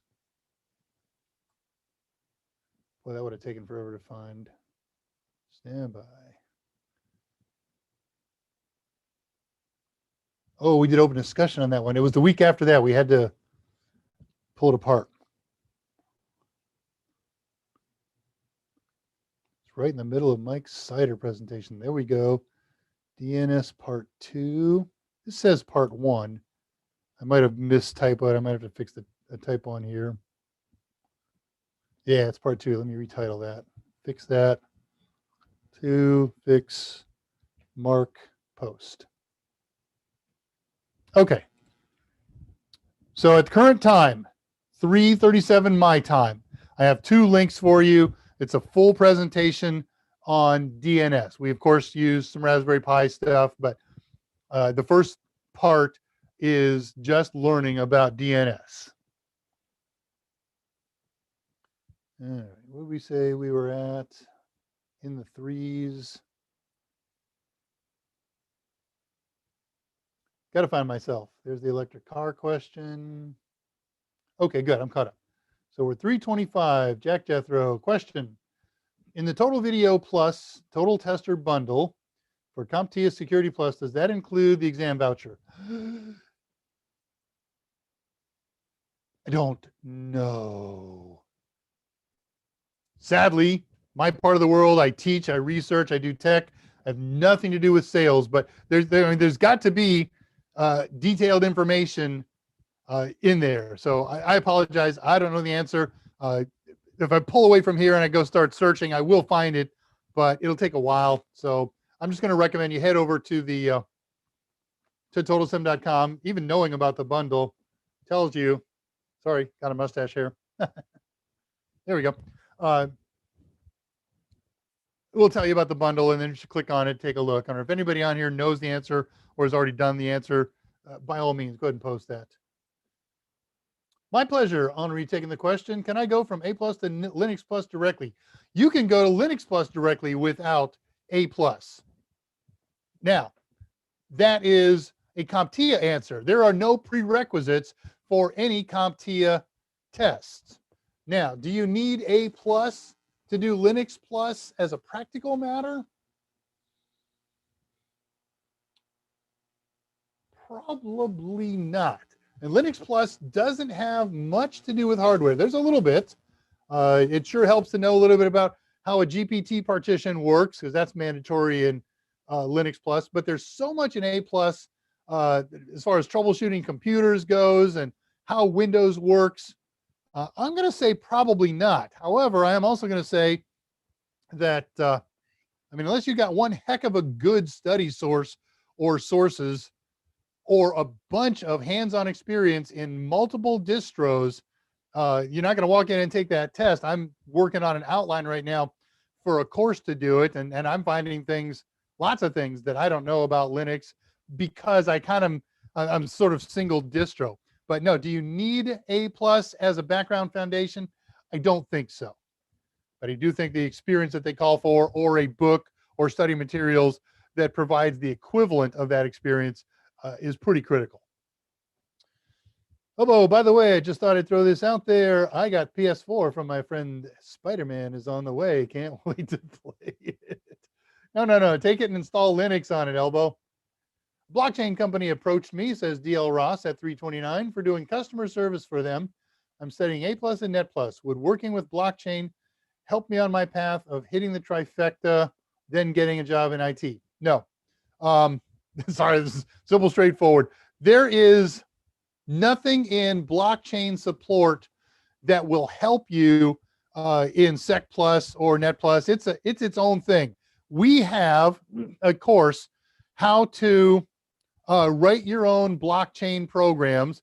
Who did that one? Not Tom Sullivan. Tom Sullivan. Yes, Tom Sullivan.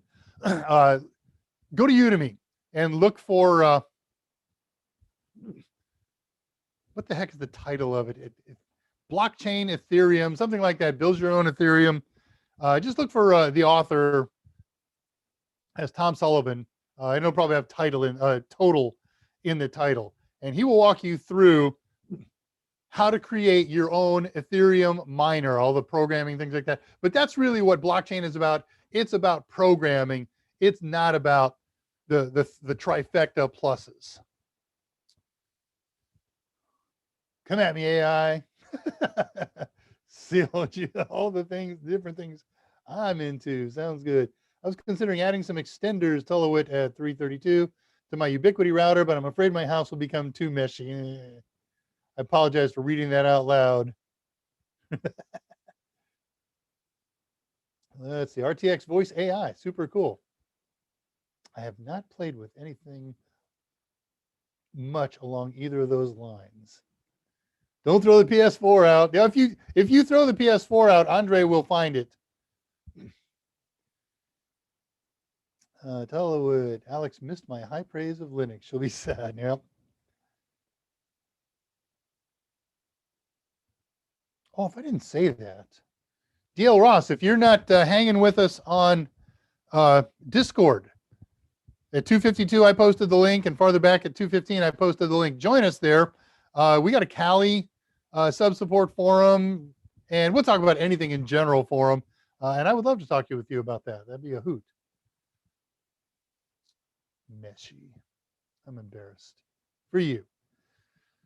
Let's see. Pi Day Friday. Yeah, okay, that's stuff I posted. Elbow. Also, I finally started selling some stuff here and there so I can get started on my family member build. All right. Yeah, you got the friend build, you got your personal build, and now the family member build. So super. Ali, one more thing, Dave. What's your advice for someone who's been using Windows for 20 years and wants to get his hands dirty in Linux? Thanks so much for answering my question. Okay, so other people are going to answer this question, and there's one or two people in here who strongly encourage Mint. Mint is a nice transitional distro of Linux because it looks and works a lot like Windows. I used to promote Mint for exactly that reason. But one of the things that I found is it doesn't help you learn much about Linux. So I'm going to recommend, especially with your experience, you've been playing it for 20 years, you know how to play the command line. You can learn command line, and the GUIs are GUIs. Those are all easy to learn. So I would either set up an Ubuntu machine, flat out real Ubuntu with the current release. You can do that on an old piece of junk hardware with 4 gigs of RAM in it and a 30 gig hard drive. Doesn't need much of a processor. Or you can install it in a virtual machine on your daily driver. The same thing. Doesn't take a lot of CPU horsepower. Doesn't take a lot of storage. Or, of course, my choice, get a Raspberry Pi and install Raspberry Pi OS. That's basically Debian Linux. It's graphical. It's fun. It's easy to learn. hang out with my dramas, check out some of my dramas, how to use basic Linux, how to use Raspberry Pi OS, and just dig in. The nice thing about doing either of these methods is if you blow something up, big deal. One of the things you get to do is practice reinstalling. Here's my story of the day. I'll make this really quick. This is a Raspberry Pi Zero. It's taped. So just take my word for it. There's a Raspberry Pi Zero in there. It was killed during the storm when power was failing. There was a power spike and it murdered my poor little Pi hole running on a Ras Pi Zero. Now I do dozens of installs per month.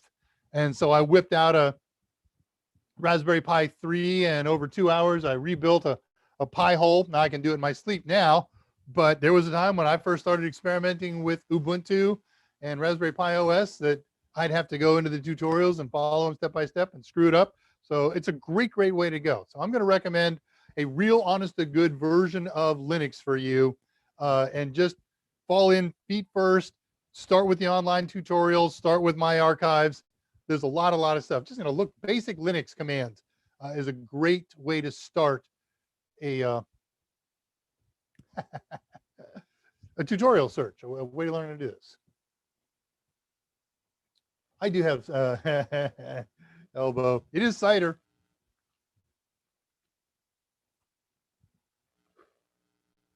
Icing on the cake. Way to go, Deepak.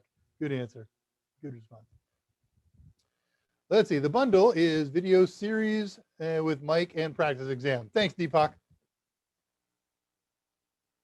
So no vouchers. Yeah, I don't recall. There might have been some deluxe bundle that we did way back.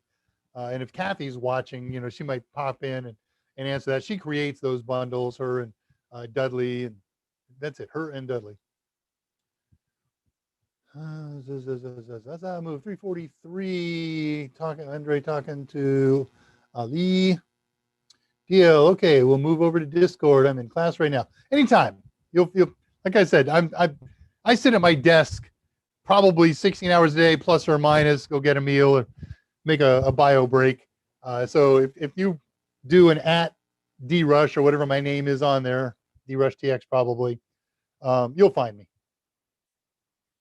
Jack Jethro, hey, I'm at the last 3 questions to go. Then I can give you a story. Give me a few more questions, guys. We got 13 more minutes of show, and I will fill it.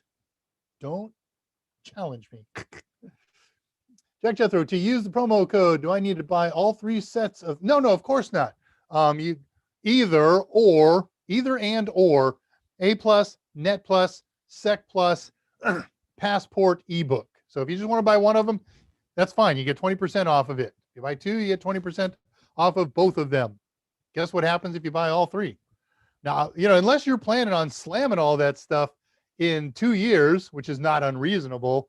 Remember, these only have 2 years worth of life in them.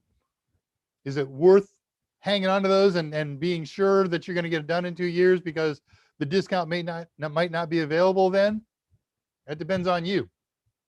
To me, sounds like, yeah, you should be able to do that stuff in 2 years.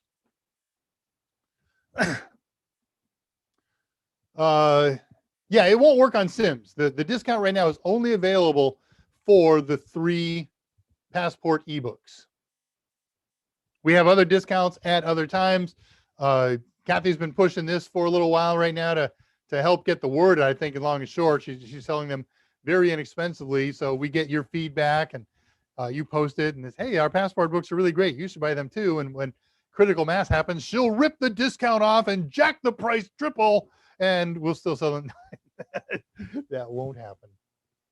What's on my wish list things for Pi 5? I don't participate in that kind of thing. I have faith that Raspberry Pi Trading Company will, when they release a next generation product, it will have so many cool things that I will be beyond ecstatic. It amazes me whenever something comes out and people post their disappointment. Man, it didn't have, what the heck is the matter with you? What do you expect from these people? They're not here to give you, they're here to sell product, to use that product for their charitable objectives and keep it at the price point that they do, right? A Raspberry Pi 4 2 gig model, retail price $35 US. That's unbelievable. The first Raspberry Pi that I bought was a single core 256 megabyte RAM with 26 GPIO pins, and it was $35. So they've had 7 or 8 models come out since then, and every single time it's $35. So no, I don't have a wish list. My wish list is whenever they come out with it, to be first in line to get it, which is always dumb because I always do that, and there's always some silly little micro flaw in there that usually doesn't affect me, but I just hate having hardware that I know has something that's less than perfect in it. Ah, well, that's my OCD. Sorry, Kevin, don't have a better answer than that. Mr. Chris, long time no see. Haven't seen you yet today. Who teaches the best intermediate and advanced Linux courses? Wow. I don't have an answer for that. Except to say, I mean, there's no advanced and intermediate Linux. There's a million folks out there who teach Linux. But, you know, there's no beginner, there's no standardized beginner, intermediate, advanced. The only standardized thing out there is Linux Plus. Hey, what an amazing thing. Part of the Total Seminars series, Mike Meyers series, is the all-in-one Linux Plus exam guide. Author is Ted Jordan and Sander Strohmeyer. This is part of Mike's offerings and releases. This is done. I think this one's from Mike managed this one. Good book. I have been reading this. This is advanced. This is already intermediate to advanced. So if you got basics, now if you need a video course, if you're not a reading type learner, then this isn't the thing for you. But if you can read and learn, by all means, be looking at this. But as far as who's a good author for a video course or something like that, don't have the answer. Sorry. If I have my way, it'll be me. 9 minutes. Dave, I'd like to know if you code, and if so, I'd like to know how many programming languages do you know? I would not consider myself a coder. I know BASIC. I learned it in the 70s. I know Fortran. I used it in college in the 80s. And that's the last real coding that I learned, except about 3 months ago, myself and some of the other folks on here went over to Udemy and signed up for a Python class. Python, right now, if you go out and look in the job market, if you talk to the experts, you talk to the professionals, that is the language of the near and intermediate term future. If you're going to learn it, or if you've got a language that you don't already need to specialize in because of some planned employment or some employment that you have, that's the language to learn. But no, I'm not a coder outside of academic learning.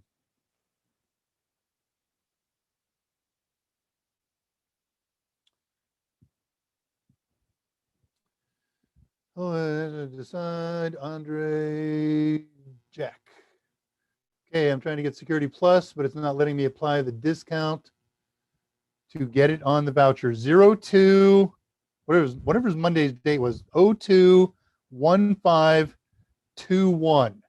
And if it's not working, send me an email, daveR@totalsem.com, or email Kathy Y, Kathyy, at totalsem.com directly. She's the one who handles and manages all the discounts and everything's on the website. So either shoot that to me. I will wind up forwarding it to her. And just hang on. We'll get to you today or before the weekend, surely, but not much going on. So I'm sorry, I can't test that here, but that's all the information that I have. Yeah, I'd write a Python Plus course. Sorry, I am just a beginner. Trying to get security, if I discount, get it on the voucher. It's not letting me apply the discount on it to get the voucher. Right, the voucher's not available on discount. It's already discounted. We sell them at a discount price if you're talking about voucher.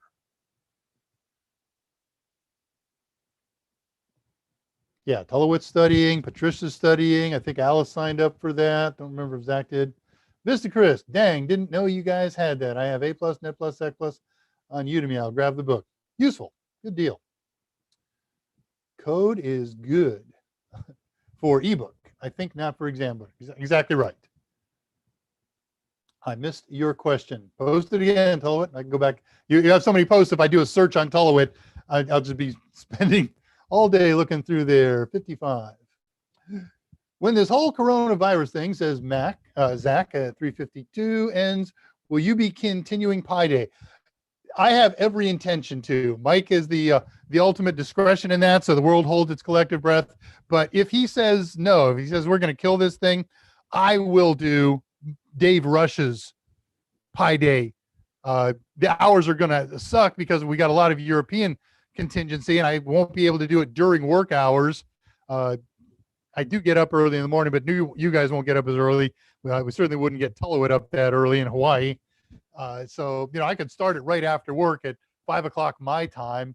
That's right about now. So a lot of you guys, especially the Europeans, are long way past your bedtime. So, but there's no discussion of that at this point. My personal belief is we don't get vaccines until fall earliest. All the folks in the age range that work at Total Seminars, maybe later.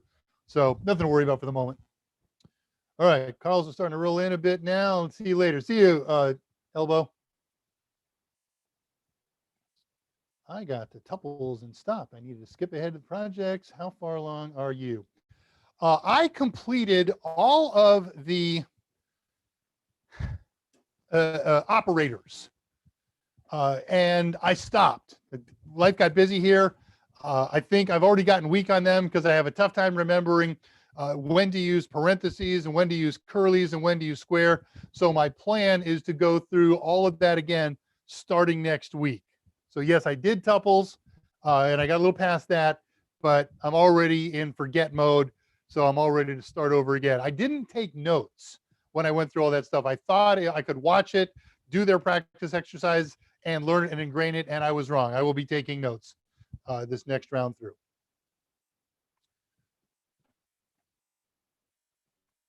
I'm looking down for oh, good. I'm at the very end of the questions here. Tullowit, have you ever added a Thunderbolt expansion card to a PC, to widen, there we go, the type of peripherals you can use? Blackmagic has some cool keyboard-only toys. So the answer to that is kind of. We have a product that we provide to schools for A+, and it is a kit. It's a motherboard and all the peripherals and a Raspberry Pi and.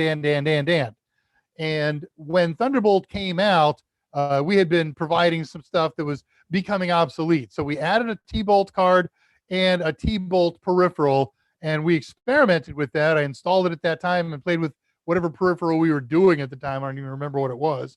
Might have been an external video card. That is the bulk of my experience in doing that. So yeah, I've done it. I'm not so deep into video production that I would do that for a Blackmagic peripheral. Maybe our production department would, but not me. Yeah, good call, Patricia. We should talk about that and review them together. Maybe make up some problems for each other. So we'll storm. We'll storm if Mike stops. And Mike doesn't want to stop. He loves this stuff. One of the things you guys got to know about Mike, and you do know, is he's smart and he's a presenter. He's got an ego, right? He likes that instant feedback. Oh, we love you, Mike, man. That just you do that. He's like Patton, right? One compliment and he's good for another 30 miles. He's watching this. I'm in trouble. What makes, okay, last question, because we got about 50 seconds left. What makes SSD all of a sudden die? Wow. Power spike? Driver crash? They all have a mean time between failure. That's a mean. You could always get a failure that's outside of the average time. I can't say that I have ever experienced an SSD failure. So given the time that we have, 40 seconds left, I don't have better info than that off the top of my head. If anybody's got any ideas in the next 10 seconds, throw them out.